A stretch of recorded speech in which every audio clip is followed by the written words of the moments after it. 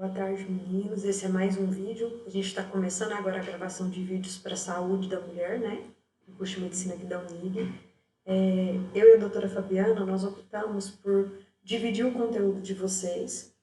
Então, esse é um vídeo que vai ser publicado agora no YouTube, mas que ele refere à aula da próxima semana. Então, o que vai acontecer? Vocês vão ter uma semana para assistir o vídeo e no dia da aula, em que ela vai fazer a aula pelo Meet, vai ter a discussão sobre tirar dúvidas e fazer uma discussão ainda sobre esse vídeo, tá? Se ficarem dúvidas, enquetes, alguma coisa.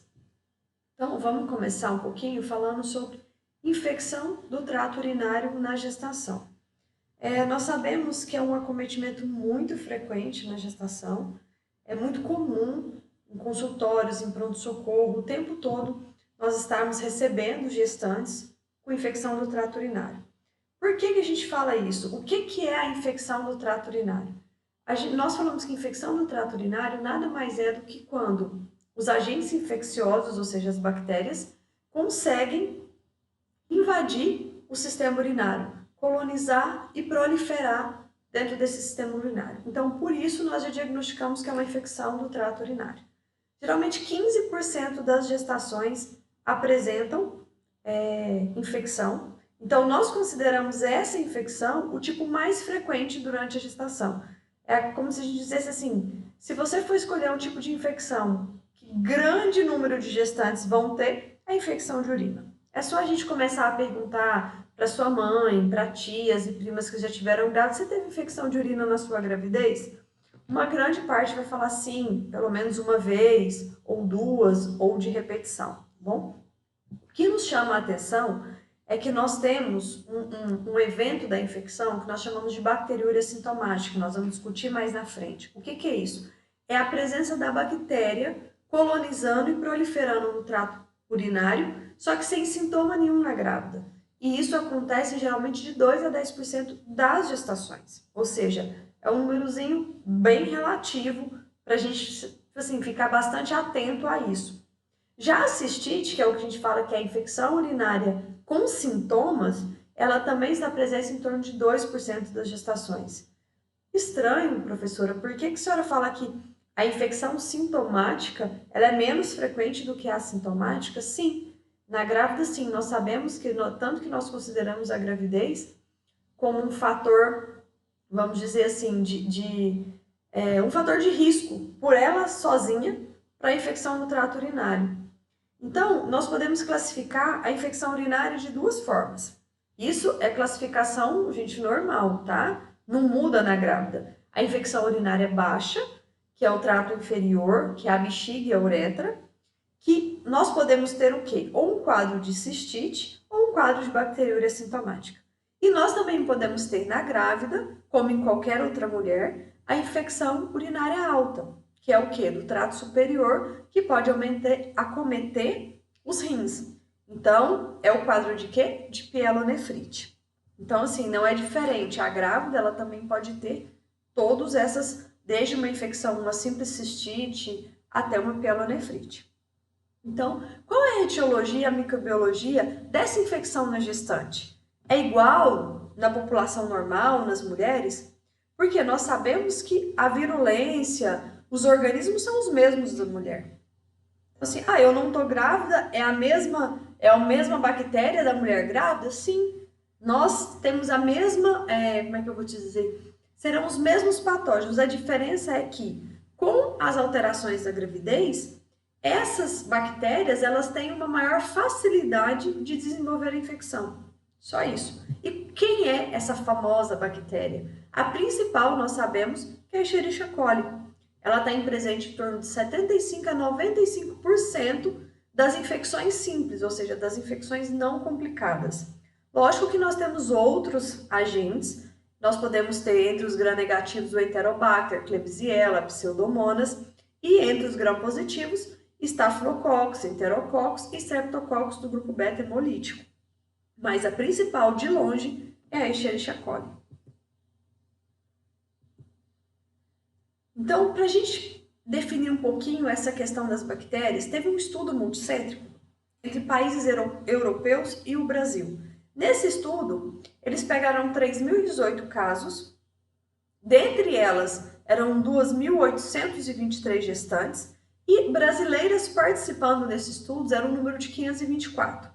E eles fizeram o quê? Identificaram qual que era o organismo mais frequente. Então, eles chegaram à conclusão, mais uma vez, que é a Escherichia coli, 76%, seguida do Enterococcus, do Staphylococcus, Klebsiella e Proteus. E o estudo, teve um estudo brasileiro, pegando os dados regionais, que foi feito em Campinas, que ele pegou 401 gestantes sintomáticas para isolar esse patógeno. O que a gente observou? Que é muito parecido os órgãos, e a Escherichia coli também continua sendo a principal causa, o principal micro-organismo. Depois vem o Staphylococcus, o Proteus, Klebsiella, Enterobacter e alguns outros variados. Então você pode observar que é quase a mesma flora, mudou às vezes a frequência, mas a gente não tem uma diferença muito grande entre esses micro-organismos. E aí a gente vem falar um pouquinho para vocês, então, o que eu falei, por que a grávida, o que acontece na grávida, quais são os fatores de risco que fazem com que aumente isso na gestação? Aí eu já respondo para vocês, a gestação por si só é o principal fator de risco. Por quê? Porque nós vamos ter mudanças mecânicas e hormonais. O que são as mudanças mecânicas? O crescimento do útero, nós sabemos que o útero ele tem uma destroversão, ou seja, ele é desviado para a direita. Isso ele provoca uma compressão mecânica no ureter. Então, muitas vezes ele leva a uma hidronefrose fisiológica do lado direito. Então, ele favorece a infecções e, se for ter complicações, principalmente do lado direito. Alterações hormonais significativas para a gente da gestação são provocadas pela progesterona, né? Que é um hormônio que está em alta e que ele faz o quê? Ele diminui toda a complacência vesical, tônus muscular e a peristalse. Então, a partir do momento que eu tenho todo esse mecanismo, que seria considerado um mecanismo de defesa do sistema urinário diminuído, essa bactéria ela pode ter uma maior chance de se acender no trato urinário e provocar infecções.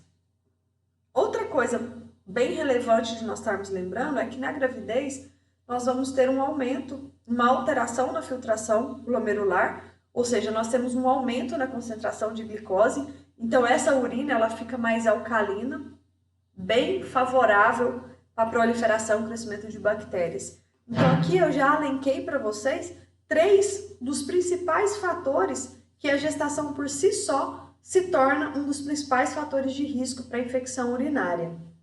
Outros fatores de risco que nós podemos estar comentando são gestantes que já tinham uma história prévia de infecções, que já tinham uma história recente de infecção urinária, alguns tipos de práticas sexuais específicas, pacientes que têm alterações anatômicas, malformações já do trato urinário que vão favorecer para esse desenvolvimento da infecção, pacientes que têm bexiga neurogênica, refluxo vésico-uretral, por quê?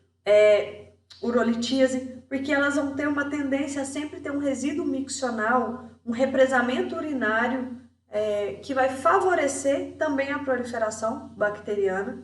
Diabetes mellitus, então nós acabamos de falar que a gravidez por si só, ela tem mais glicose, ela alcaliniza a urina, então a diabetes bem mais do que isso. Então assim, um diabético não controlado, uma gestante com diabetes gestacional, em que muitas vezes nós podemos ver no exame de urina dela a presença de glicose, essa urina está muito mais favorável para o desenvolvimento de uma infecção do que de uma paciente que não tem alteração de diabetes. Pacientes imunossuprimidas ou em uso de corticoides, HIV, as ditopias urogenitais, as imunoglobulopatias, anemia falciformes e diversas outras patologias que podem estar entrando como fatores de risco durante a gravidez para a gente ter infecção no trato urinário. Então, como que acontece? Por que a gente preocupa tanto com a infecção de urina na gestação? Aqui eu coloquei um pouquinho para vocês a fisiopatologia das complicações. Nós vamos ver mais na frente que as principais complicações que nós tememos na gravidez com infecção de urina é o trabalho de parto prematuro e a pielonefrite, que é a complicação da infecção urinária. O que acontece? Quando a gestante ela tem esse processo de infecção urinária, vai acontecer uma liberação. Essas bactérias, elas estão relacionadas com a produção de fosfolipase A2, ou seja, elas vão liberar como se fossem prostaglandinas, vai ativar um processo inflamatório. E muitas vezes é como se isso fosse levar a uma coriomielite subclínica. Então o organismo, ele tem um processo de infeccioso que não necessariamente vai gerar uma clínica, a mulher vai ter febre, taquicardia, nada. Por isso que a gente fala que é subclínica. Só que essa ativação da prostaglandina, ela faz o quê? Ela ativa o mecanismo de parto. Então, muitas vezes, a infecção urinária na gestação, ela por si só leva ao parto prematuro. Por todo esse processo inflamatório e liberação de fatores inflamatórios. Outra coisa, como é que acontece, então, vamos supor que nós já falamos a pielonefrite. Então, nós sabemos que, eu já falei, a progesterona, ela provoca um relaxamento da musculatura lisa e essa dilatação ureteral. Então, isso faz o quê? Permite uma ascensão mais fácil das bactérias para o rim. Então, a gestante, ela vai ter, sim, uma maior chance de evolução de uma bacteriúria assintomática para uma pielonefrite. Por isso, a nossa preocupação em tratar as bacteriúrias assintomáticas na gestação. E lembrando que 20% dessas pacientes que chegam ao caso de pielonefrite grave, elas podem ter complicações seríssimas, como sepse, insuficiência renal. É super complicado, é bastante grave isso na gestação, uma evolução dessa. Então, a gente voltando a falar um pouquinho, e eu falei das complicações para a mãe, né? Pielonefrite, trabalho de parto prematuro, e o que uma infecção na gestação pode trazer para o bebê.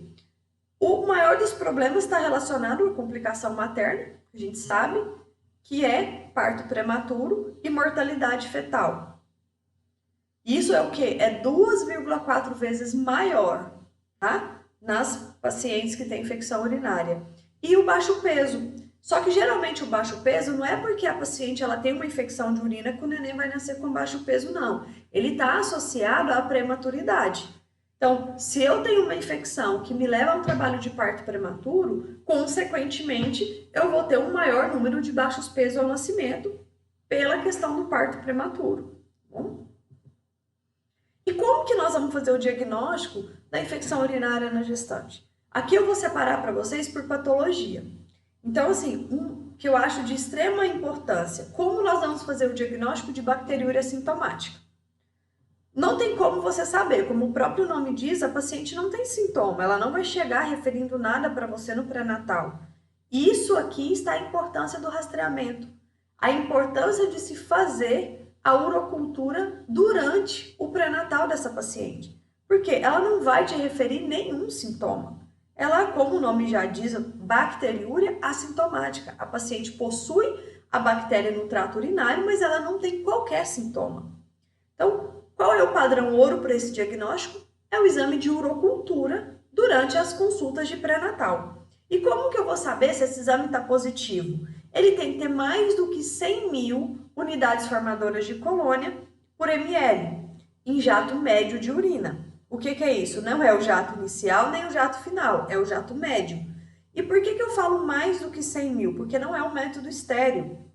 Então, o que acontece? É normal ver uma contaminação maior. Gente, é 100 mil.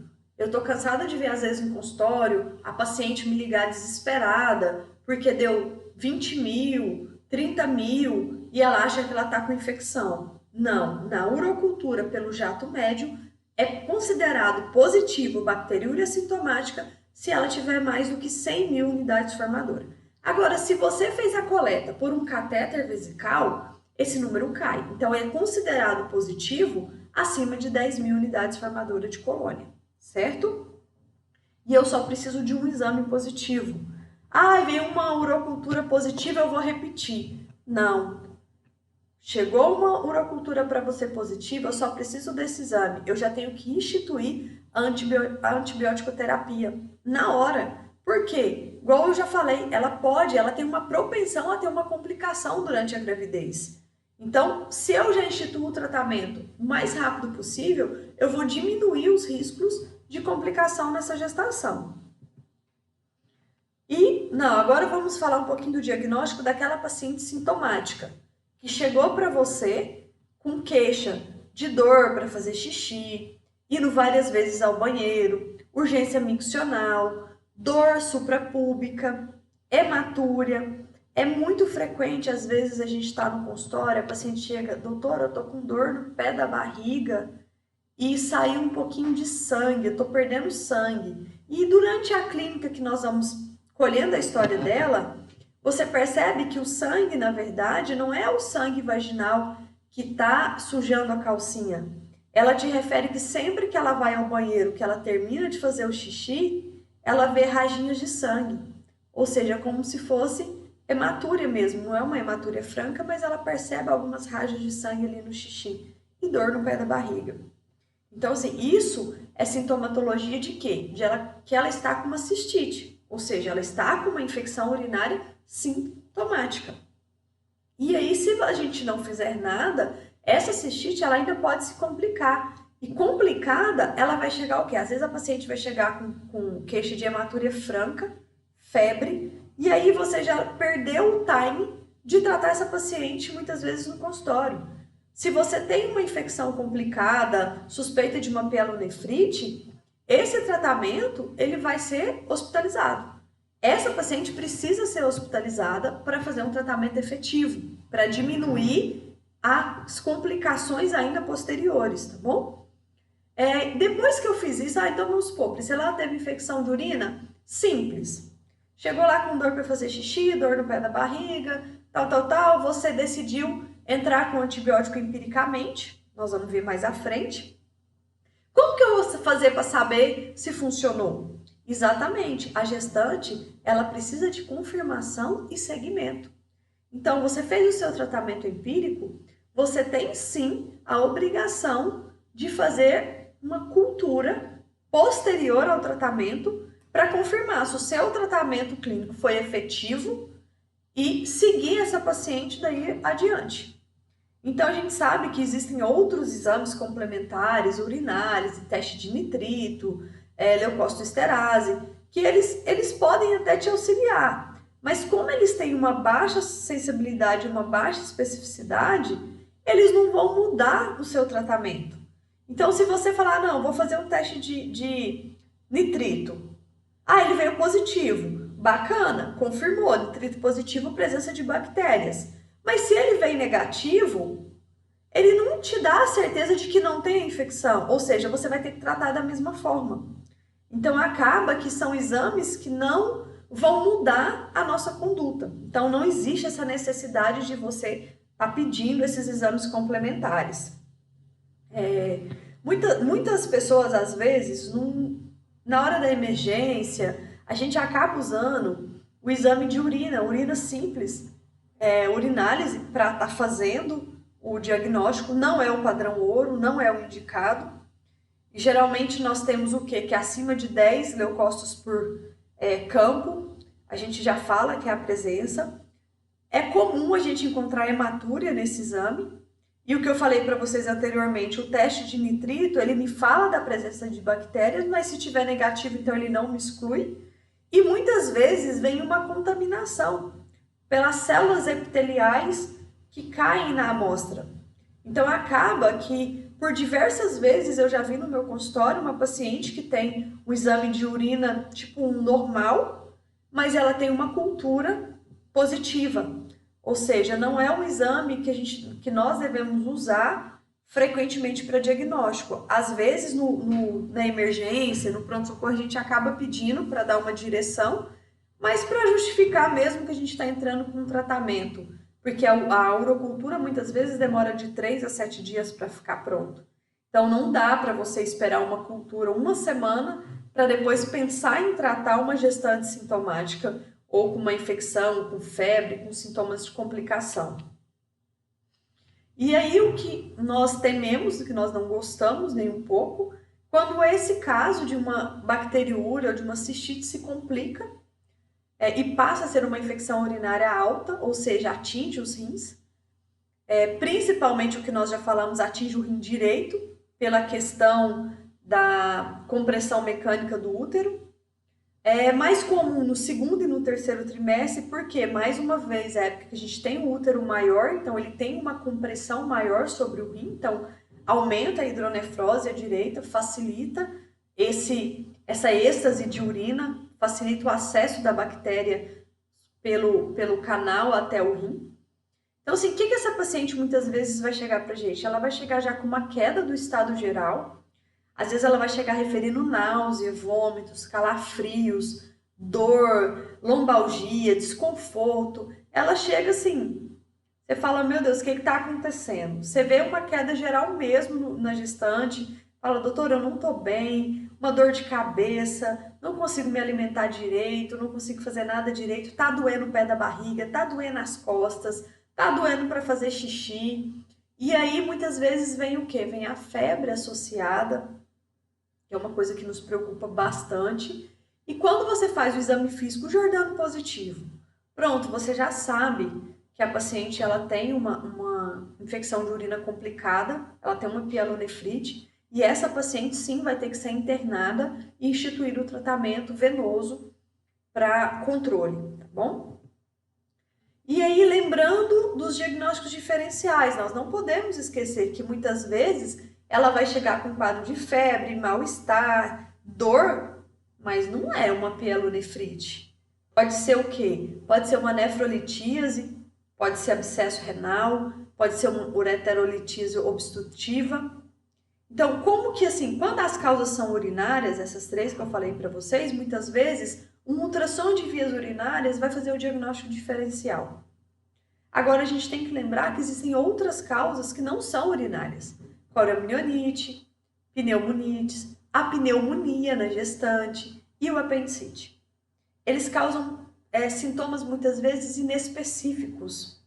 Então, nós temos sempre que lembrar de fazer o diagnóstico diferencial. Nem tudo, nem toda gestante que chega com febre e mal-estar é infecção de urina. Lógico que nós sabemos que é a infecção mais frequente na gravidez. Então, geralmente é a primeira que nós vamos pensar. Mas nós temos que lembrar que existem outras, que senão a gente acaba comendo bola. Fica com a gestante lá, não é infecção de urina, passa 1, 2 dias, a gestante piorando o quadro, a gestante entrando em sepse, e vamos rever, vamos pensar, às vezes é uma apendicite, às vezes é uma pneumonia, que também pode levar a gestante a quadros de sepse. Então, outra coisa que nós precisamos, tá bom, doutora, peguei a paciente, diagnostiquei a infecção de urina, tratei, só que ela voltou de novo com a infecção de urina. Como que eu vou definir se essa paciente tem uma infecção urinária recorrente ou não? Então, nós falamos que é o seguinte, 2 ou mais episódios de infecção urinária na gestação, sintomáticos ou não, é infecção urinária recorrente. Então, você fez um exame de urina, uma urocultura, veio positiva, você tratou. Passou o mês seguinte, você repetiu a urocultura, ela está positiva de novo, é segundo episódio de infecção de urina na gravidez. Nós já consideramos isso como infecção urinária recorrente. Ou se essa paciente fala para você, doutora, acabei de ficar gestante, mas eu vivo tendo infecção de urina. Tipo, nesse último ano que passou antes de eu engravidar, eu tive no mínimo 3 infecções de urina. Ou nos últimos 6 meses eu tive 2 infecções de urina. Essa paciente, você já entra com ela, tipo assim, ela acabou de diagnosticar a gravidez, mas você já fala que ela é uma gestante que tem infecção urinária recorrente. E aí vai ser desde cuidados de hábitos, uma diversidade de coisas que nós vamos ter, inclusive o acompanhamento pré-natal mais rigoroso em termos de diagnóstico da infecção de urina. Aqui eu coloquei uns termos para a gente poder diferenciar. Se essa paciente está tendo uma persistência da infecção de urina, uma recidiva ou uma reinfecção. O que é isso? Persistente é quando você pega a paciente, ela tem a infecção, você trata. Aí nós não falamos que a gente tem que fazer uma urocultura de controle após o tratamento para saber se nossa paciente foi tratada? Quando você faz essa urocultura de controle, a paciente continua com infecção. Ou seja, aquela infecção persistiu, ela não foi curada. Segundo caso, nós tratamos a gestante, fizemos a cultura de controle, ela não tinha mais infecção. A cultura de controle veio negativa. Passa um período, você vê uma nova cultura positiva, uma nova infecção pelo mesmo agente. Vamos supor, de novo, uma Escherichia coli. Nós falamos que o quê? Ela está tendo uma recidiva de infecção urinária. E o terceiro caso, quando você pega uma bacteriúria, vamos falar de bacteriúria sintomática, com Escherichia coli. Você trata com antibiótico de acordo com o antibiograma, repete, negativo, foi tratado. No próximo exame de rotina, vem mais uma urocultura positiva. Só que agora não veio a Escherichia coli, veio o Enterococcus. Ou seja, você tem uma segunda infecção urinária por um agente diferente. Então, a gente fala que ela teve uma reinfecção. Deu para entender? Persistência, o tratamento não funcionou, a doença continua. Recidiva, ela teve, curou, teve uma segunda infecção pela mesma bactéria e reinfecção quando ela tem duas infecções por bactérias diferentes. E como que nós vamos fazer o tratamento dessas pacientes? Lógico que o tratamento é com antibiótico, né? Nós vamos fazer antibiótico terapia, só que nós vamos tomar algumas providências, algumas que eu falo medidas gerais, como ingestão de líquido, hábitos saudáveis, a gente vai falar mais pra frente, não segurar xixi, né? Muito frequente. A grávida não quer usar o banheiro público, não quer usar então ela fica segurando. E aí todo esse fator que nós já falamos, mecânico, hormonal, que já propicia ela ter uma infecção associada ao fato dela ficar segurando o xixi, piora muito aumenta muito a chance dela ter infecção urinária. E como que eu vou escolher, então, o meu antibiótico? Bacana, quando eu fiz a urocultura, ele vai vir lá uma lista de antibióticos para mim, me falando, né, se é sensível, se é pouco sensível ou se é resistente. Eu vou escolher um desses antibióticos. O que eu tenho que lembrar? Aqui a gente tem que lembrar da classificação das drogas. Quando eu vou escolher um antibiótico para gestante, eu tenho que pensar o quê? Primeiro, o antibiograma. Isso é mandatório. Você pega o antibiograma e olha ali quais as drogas que você tem. Segundo, nós vamos ter que considerar qual a concentração da droga, toxicidade, segurança, o custo. Não adianta você pegar uma droga, essa é a melhor. Custa lá R$180 e a sua paciente não tem a menor condição, ou seja, ela não vai comprar a medicação.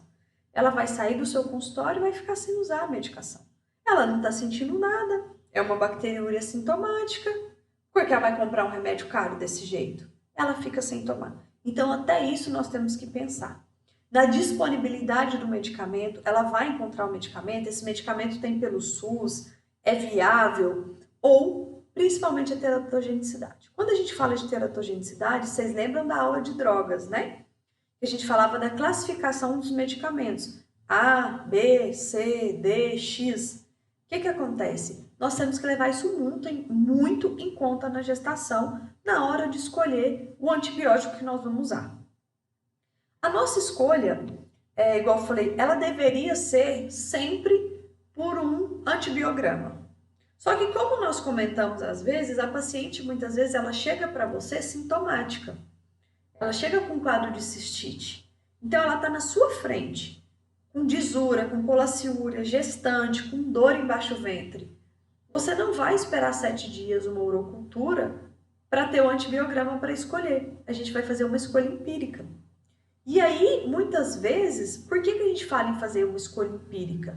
Porque você entra com um antibiótico, geralmente são os antibióticos, a gente vai estar falando de primeira escolha, de acordo com a população do Brasil, e aí você vai evitar complicações. Só isso que nós queremos, antibiótico terapia empírica, para evitar as formas complicadas da infecção. Então, nós não vamos aguardar o resultado da cultura, da urina, para instituir antibiótico terapia. O que pode acontecer? Muitas vezes você entra com um antibiótico, faz o tratamento, saiu o resultado da cultura. você observou que aquele medicamento não era o adequado, você troca o tratamento ou você faz uma cultura de controle para entrar com outra medicação.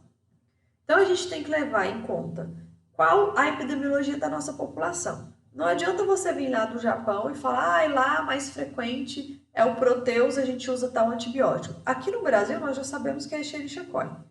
Então nós temos que usar empiricamente medicações que nós sabemos que vão ser ter uma melhor ação sobre essas bactérias.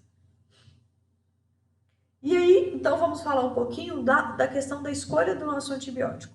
Lógico que o sonho de consumo seria nós termos uma série de antibióticos classe A, que são os antibióticos testados, que não tem risco na gestação, para a gente estar escolhendo. Mas nem sempre isso é possível.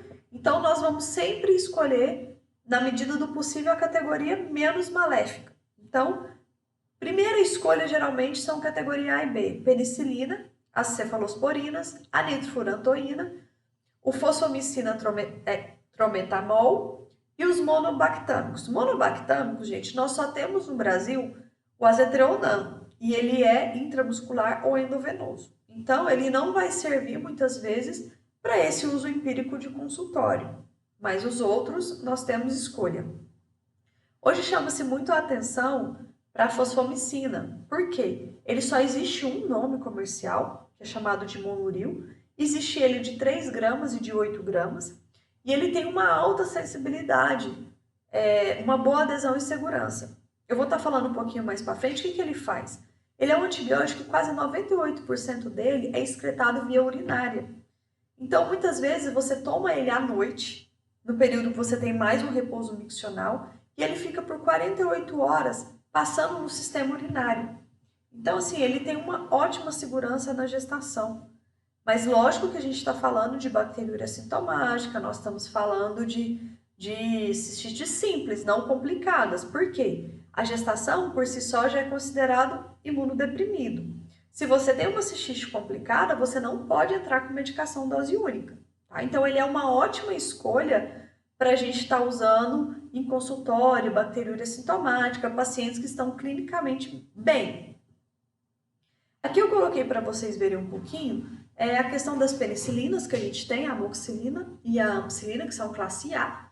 Hoje nós já temos em torno de 50% de resistência em relação a Escherichia coli, ou seja, não deve ser a nossa droga de primeira escolha, a nossa droga empírica, porque tem uma alta resistência.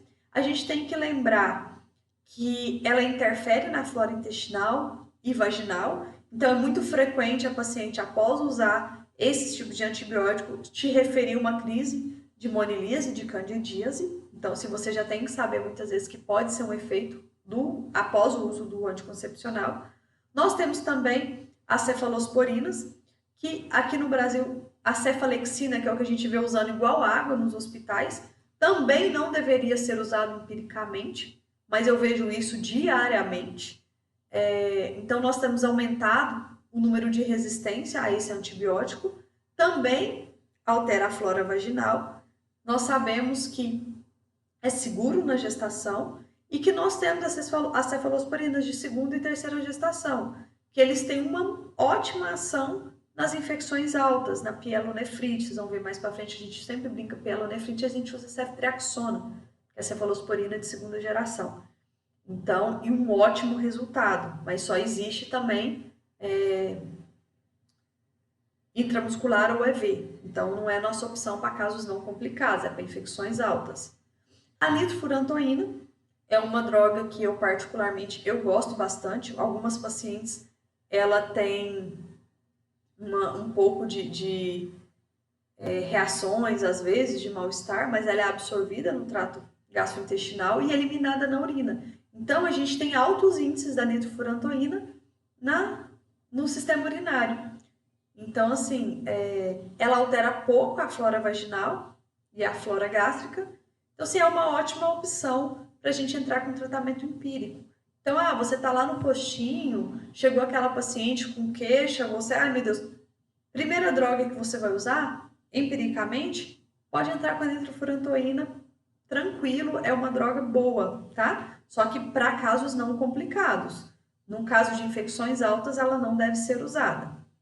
E aqui, como eu falei para vocês, o Monuril, que a gente tem ele em dose única, ele tem um efeito bom contra a maioria dos grãos positivos e negativos e cepas produtoras de pelicinase. Ou seja, nós estamos tendo uma boa resposta. O que eu encontro aqui ainda, aqui em Gurupi, de problema é que muitos laboratórios não colocam o teste no antibiograma. Então, muitas vezes, quando a gente pede a urocultura, não vem o teste para fosfomicina. Eles testam só outras drogas. Aí acaba que a gente fica meio perdido sem saber se usa ou não. Então, eu acabo muitas vezes usando, até empiricamente, a fosfomicina e fazendo o controle posterior. Então, aqui, só para a gente ver, geralmente quando nós vamos usar esses antibióticos, nós temos a opção de usar eles de 5 a 7 dias. Eles são, esses aqui que a gente está falando, como eu falei para vocês, eles estão presentes em quase todos os testes de urocultura.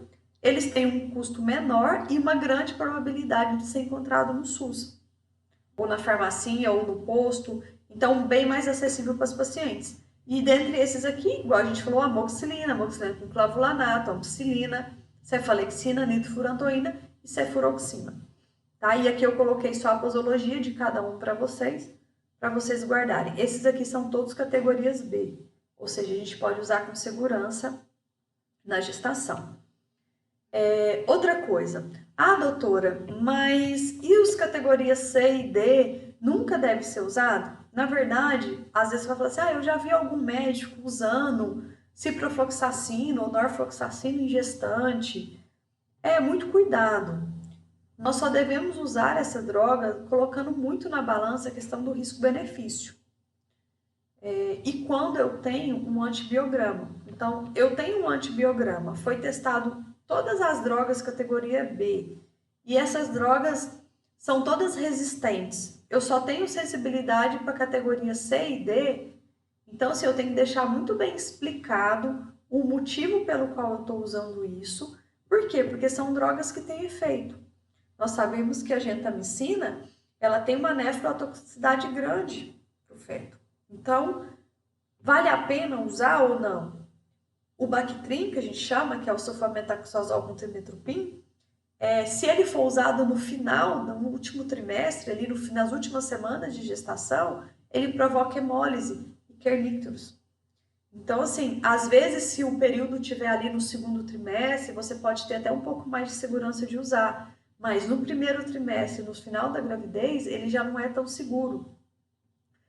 As quinolonas que a gente fala, que é o norfloxacino e o ciprofloxacino, eles alteram o desenvolvimento das cartilagens do bebê. Então, assim, você precisa realmente usar, são drogas que não é para ser usada de nenhuma forma empírica, de nenhuma forma, é só com antibiograma quando realmente você não tem opção e você precisa tratar aquela infecção para que ela não vire uma complicação, uma sepse, algo pior. Muitas vezes Priscila, dependendo do caso, às vezes, eu prefiro, às vezes, fazer intramuscular. Outras drogas, igual ceftriaxone, intramuscular com a paciente, do que usar algumas medicações dessa. Porque quando você expõe para a mãe, muitas vezes o risco que esse antibiótico traz para o bebê, muitas vezes ela prefere, não, doutor, então me interna, ou eu tomo intramuscular, eu vou na farmácia todos os dias e tomo a medicação, para evitar esses tipos de intercorrência. O clorafenicol também, ele pode causar toxicidade à medula óssea do bebê. Então, assim, são medicações que praticamente a gente reluta muito em usar. Não quer dizer que algum dia você pode ver um médico na tentativa heróica de resolver algum problema usando, mas não são recomendadas. E uma coisa legal da gente ver, porque eu falo para vocês a questão, porque muitas vezes eu acabo usando o Monuril, o estudo que teve entre Brasil e países europeus, eles foram ver essa sensibilidade antibiótica às bactérias, igual a gente falou, a Escherichia, e percebeu-se que a Escherichia ela tem uma sensibilidade de 96% com o Monuril. Ou seja, uma droga muito segura para eu estar usando com pouca resistência ainda. A nitrofurantoína, que eu falei para vocês que seria a droga de primeira escolha, 87%. Depois a cefuroxima e a amoxicilina com clavulanato. Já no estudo feito no Brasil, só entre população regional brasileira, eles alencaram a nitrofurantoína, cefuroxima e amoxicilina, mas eles não falam nada da fosfomicina, ou seja, ela não foi testada dentre essa sensibilidade. Então não quer dizer que ela não funcione. Eu acredito que ela, se ela tivesse sido testada, ela estaria também em primeiro lugar, mesmo aqui na nossa região. Então, nós vamos começar, a gente estava falando do tratamento, né? Das opções que você tem via oral, as opções de tratamento clínico, de quê? Da infecção urinária sem complicação, da bacteriúria sintomática. Agora o negócio complicou. A paciente não tomou a medicação que você prescreveu, a paciente não conseguiu o tratamento, a paciente estava assintomática e a infecção urinária dela complicou. Ponto. Hoje ela chega para a gente com um quadro de pielonefrite. Ela chegou para você no hospital, no postinho, na UPA, no pronto atendimento, né? Com queixa de febre, mal-estar, calafrio, dor lombar, dor embaixo do ventre, hematúria. Ou seja, um quadro franco de pielonefrite. Como que nós vamos tratar essa paciente? Internação. O tratamento da pielonefrite, obrigatoriamente, é hospitalar. Tá? Não adianta tentar, vou usar um antibiótico novo, não. Gestante com pielonefrite é igual hospital. Tá? Quando você chega no hospital, nós também temos algumas drogas que eu falei para vocês, a cefalotina, que é uma cefalosporina. Nós temos a ampicilina, que é uma penicilina, o ceftriaxone, cefuroxima, cefotaxima, que também são cefalosporinas. Seria a nossa primeira opção. Então, o que vai fazer? Nós vamos instituir essa medicação com hidratação, com outras medidas profiláticas, medicação para dor, cólica, os sintomáticos de uma forma geral, náusea, vômito, se ela estiver sentindo, hidratar essa paciente, tá? E nós vamos avaliar. Depois que essa paciente parar a febre, vamos supor, você entrou com antibiótico terapia durante 2 dias. A paciente agora não tem mais pico febril. Então, nós vamos esperar ela ficar de 24 a 48 horas sem nenhum episódio de febre. E aí sim, avaliar a possibilidade de passar essa medicação para via oral. A gente tem que ter muito cuidado na escolha dessa via oral, porque eu vejo muitas vezes o médico, a paciente interna com pielonefrite, o médico entra com uma medicação, vamos supor, uma cefotaxima, um ceftriaxone, e aí quando essa paciente depois de 48 horas sem febre recebe alta, ele prescreve um antibiótico comum, que muitas vezes ela tinha uma resistência no antibiograma dela. Então eles falam para você dar preferência para cefuroxima de 250 ou muitas vezes até o cefaclor para a paciente ir tomando para concluir o tratamento por via oral. Aqui coloca como uma segunda opção a gentamicina, ou seja, você pode fazer ela dose única ou fazer ela dividida também, lembrando, tá, muito consciente de que ela tem uma nefro e uma ototoxicidade, mas seria a nossa segunda opção quando a sua cultura você tiver resistência aos antibióticos da primeira opção, mesmo ele sendo EV, você tem uma resistência. Então, você poderia estar alencando como segunda opção, às vezes, a gentamicina. E aí, agora nós vamos falar um pouquinho de como a gente faz a profilaxia. Por quê? Quando nós devemos fazer a profilaxia para essa paciente? Doutora, a paciente já teve 1, 2 casos, o que nós vamos tentar fazer? Nós vamos tentar diminuir a chance dela ter uma nova infecção. Então, nós vamos entrar com essa profilaxia, muitas vezes quando ela já tem história de infecções recorrentes antes da gestação, ela já teve um pielonefrite durante a gravidez, ela já teve mais de 2 infecções urinárias na gravidez, ou ela teve uma infecção urinária simples que foi complicada por febre, hematúria, complicou de alguma forma, ou ainda quando ela tem e tu associado a fatores de riscos importantes para recorrência. Vamos supor, é uma gestante imunodeprimida por outros motivos, é uma gestante que tem anemia falciforme, é uma gestante que tem HIV, é uma gestante diabética. Então, a gente acaba entrando com essa profilaxia. Como é que nós vamos fazer essa profilaxia? Bom, hoje nós sabemos que muitas vezes você institui o tratamento. Então, eu optei, vamos supor, ela saiu do hospital, né? Ela fez o tratamento EV, saiu tomando cefuroxima. Quando ela terminar o tratamento dela, nós vamos instituir um segundo antibiótico, que vai ser uma dose diária. Esse antibiótico que nós vamos fazer a profilaxia não pode ser o mesmo do tratamento. Então, ela tomou cefuroxima, então eu posso entrar com nitrofurantoína ou amoxicilina. Então, vai ser um comprimido, de preferência à noite. Por que a gente fala à noite? Porque é o período de êxtase urinária, é o período em que ela vai dormir, um grande período sem estar ingerindo líquido, sem ir ao banheiro. Então, a gente vai ter uma maior concentração de antibiótico no sistema urinário. Essa profilaxia ela vai ser mantida até 6 meses após o parto. Por quê? No período do puerpério ainda continuam alterações da gravidez que vai favorecer a recidiva de infecções de urina. Então, você começou a profilaxia, ela vai daquela data até 6 semanas após o parto, que é ali o que a gente fala, o período do puerpério, ali até seus 42, 45 dias pós-parto. Umas coisas que a gente, além do antibiótico, uma coisa que a gente pode estar usando, que já tem estudos, é uma frutinha chamada cranberry. Aqui no Brasil, alguns lugares conhecem como osticoco. Eu nem sabia desse nome, prazer, mas eu conheço como cranberry. O cranberry, o que ele acontece? Ele tem uma proantocianidina, que na verdade ela vai fazer o quê? Ela vai atingir as fímbrias da Escherichia coli, a Escherichia coli ela precisa de fímbrias tanto para se locomover como para aderir no trato urinário, e ela vai inibir essa aderência. Então, o que ela vai fazer? Ela vai impedir que a principal bactéria que nós temos, que é a Escherichia coli,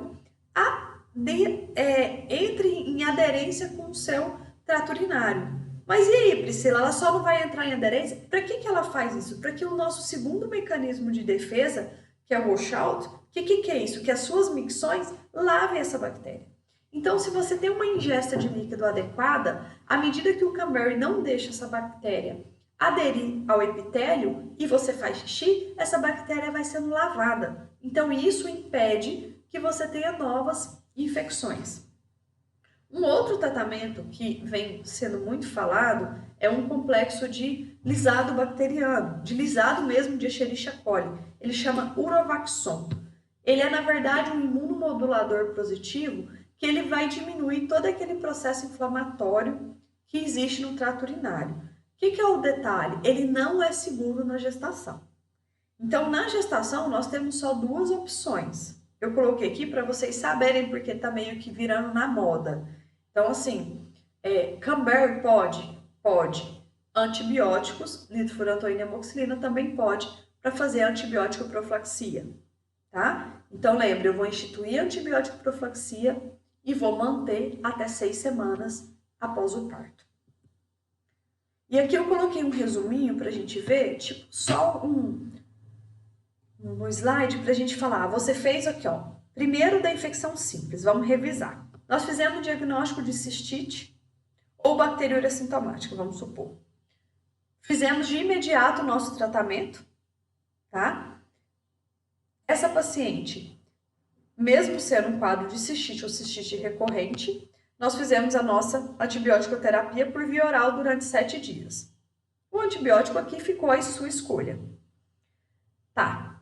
Era uma cistite recorrente? Já é a segunda episódio dela nessa gravidez? Quando nós terminarmos esse tratamento, nós já vamos colocar a profilaxia com antibióticos e adjuvantes.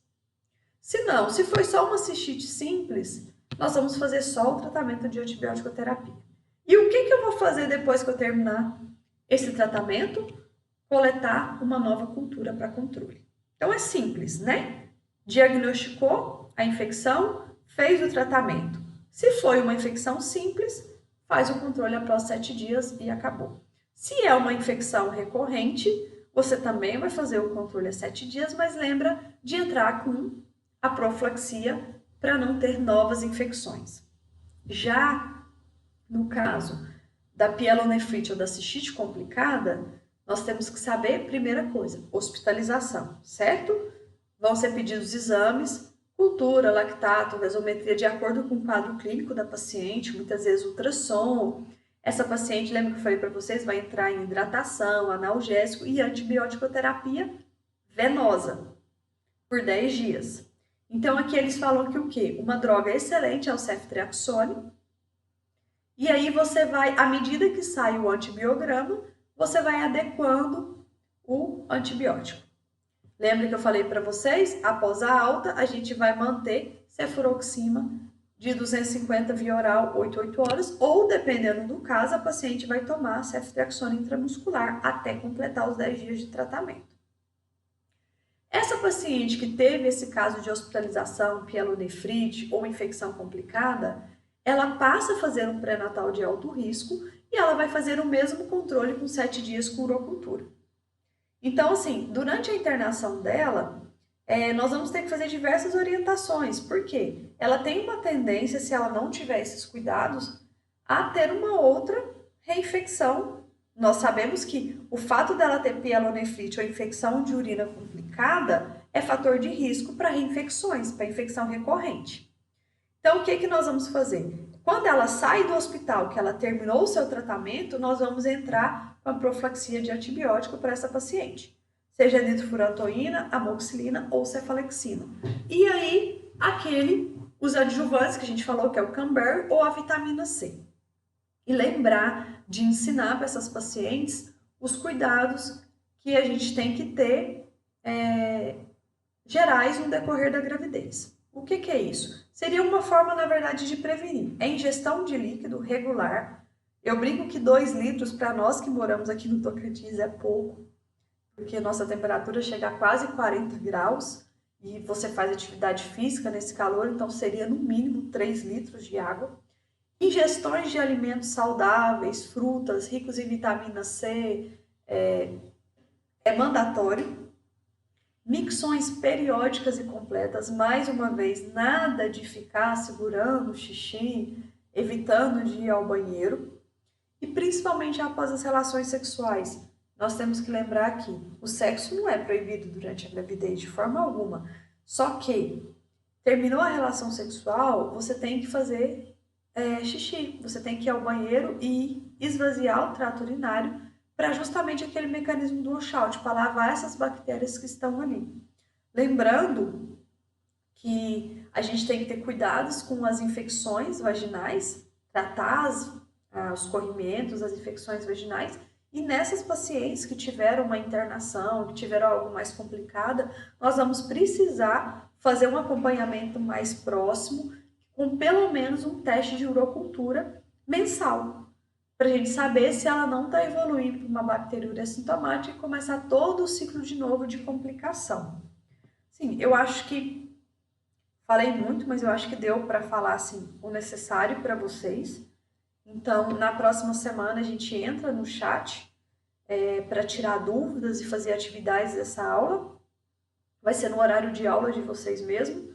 E qualquer dúvida também pode me mandar mensagem que eu vou estar esclarecendo. Bom?